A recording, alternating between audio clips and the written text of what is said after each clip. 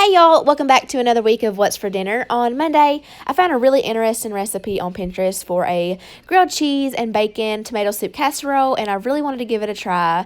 Josh was off on this day, so we had lunch at the cookout, so I was just looking for something lighter for dinner. So all I did was start off by buttering up some bread, and then I cut each slice in half, and I put the buttered side down in a casserole dish. And then for the cheesy bacon part, all I did was pour some shredded sharp cheddar cheese in my bowl. And then I added in some real bacon bits, along with some condensed tomato soup. And then for seasonings, I just added in some pepper. The recipe called for salt, but I didn't think that it needed it, so I just left that out. But then all I did was just stir all of that together to combine it. And then I just dumped that out onto the bread, and I spread it as evenly as I could. And then I just buttered up some more bread, cut it in half as well, and I just put that buttered side up on top of the cheesy bacon part, and I baked that at 400 degrees for 25 minutes. And this is what it looked like when it came out. It was super crispy. I was worried about the bottoms getting soggy because of the tomato soup, but it didn't. These were perfect, and they were so simple. I will definitely be making these again. They had such a good flavor because of that bacon. And then for the side, I just served it with some more tomato soup. On Tuesday, I made a taco macaroni casserole, and it was so delicious. It was a little on the spicy side because I used taco sauce in place of salsa, which I didn't mind the spiciness, but of course, I don't want to give my kids too much spice, so next time I'll probably use a mild enchilada sauce. But now I'm going to take you over the ingredients. So all I used was a pound of ground beef, some elbow macaroni noodles, taco seasoning. Like I said, I used taco sauce in place of salsa. We have onion powder, minced garlic, Greek yogurt in place of sour cream, and I used some lower fat cream cheese and some sharp cheddar cheese. So now I'm just going to show you how I put this together.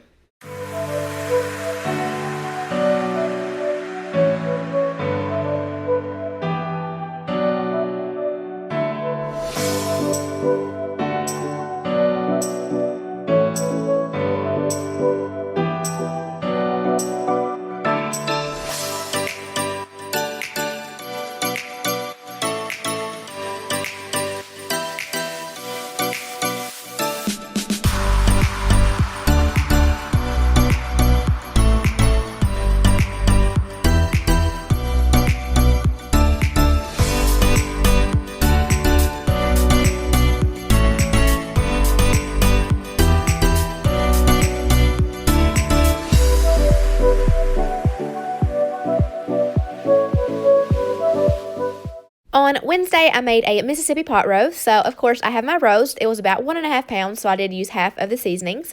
So, there I'm just sprinkling on some ranch seasoning mix, along with half a packet of that au jus gravy mix. And then I tossed in 3 tablespoons of unsalted butter. And then I added in some of those pepperoncinis. I might be saying that wrong, but I used about 5 or 6 of those. And then I popped my lid on, and I slow cooked that on low for 8 hours. So, when the 8 hours was up, I just removed the peppers, and then I shredded up the beef. So here's what it looks like plated up. I love this recipe so much. It has such a good flavor. I don't know why I don't make it more often, but anyways, I served it with some mashed cauliflower. It's just the frozen kind that you pop in the microwave, and some steamed broccoli. And I'm not on a keto diet, but this is a keto-friendly meal. So for those of you that are on keto. And then the next day, I did some sandwiches out of that leftover roast. So I had some hoagie rolls in my freezer that I needed to use. So I just split those open, stuffed it with the roast, provolone cheese, and I baked those in the oven. And I served that with pickles.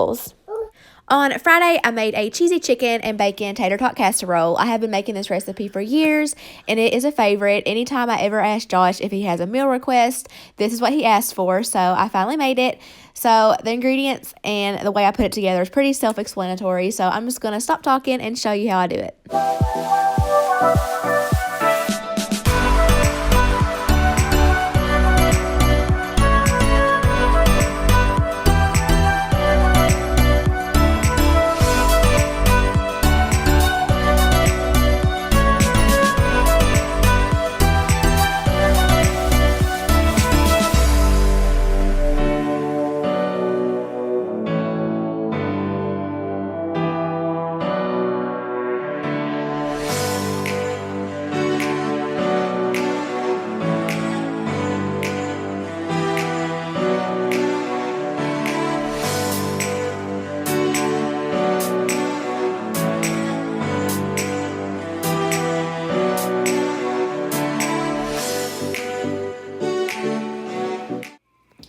Okay, so it's actually pretty late right now. It is 8:39 p.m. and I'm just now getting a chance to eat this. I've had an extremely busy day today. Before Josh went to work, he turned off the crock pot, so nothing was overcooked or anything like that. Riley was begging me for some ramen noodles, so that's what I'm cooking back there. And I was going to make some green beans to go along with this, but I just didn't feel like it. So I'm just going to have the casserole, and I have topped it with some ketchup and A1 sauce. I know that sounds probably pretty weird to a lot of you, but it's really good. But yeah, that's our dinner for Friday.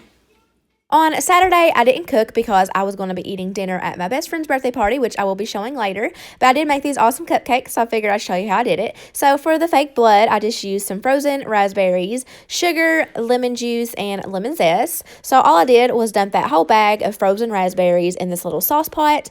And then I added in my sugar and my lemon juice and zest. And I just cooked that over medium heat until the raspberries were completely unthawed and the sugar had dissolved. And then I just ran that through a fine mesh strainer just to remove all those little seeds. And then I popped the raspberry sauce in the fridge. So on to the frosting. I washed and dried that little mesh strainer and I sifted 3 cups of powdered sugar.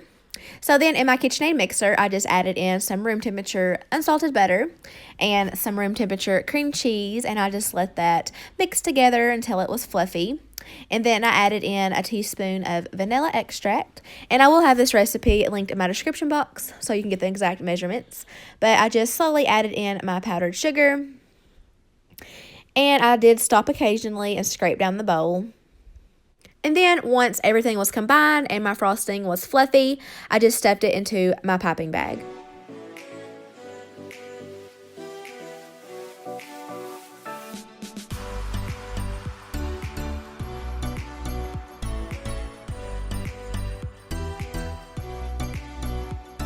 And then for the cupcakes, I just used a box red velvet cake mix, so I didn't show that.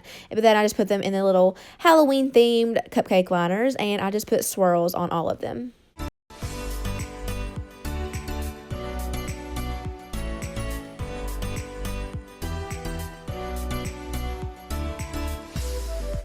And then I took that chilled raspberry sauce and I just drizzled that all over the top of the cupcakes.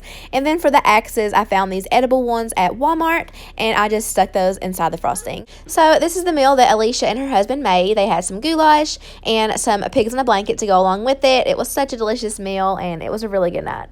Happy birthday to you. Happy birthday to you. Happy birthday, dear Alicia. Happy birthday to you. Make a wish. And many more. On Sunday, we went out to eat at Olive Garden, and I got their fettuccine alfredo, and that wraps up this week. I hope you enjoyed the video and got some different ideas. If you're new here, don't forget to tap that subscribe button. Thank you all so much for watching, and I will see you all in the next one.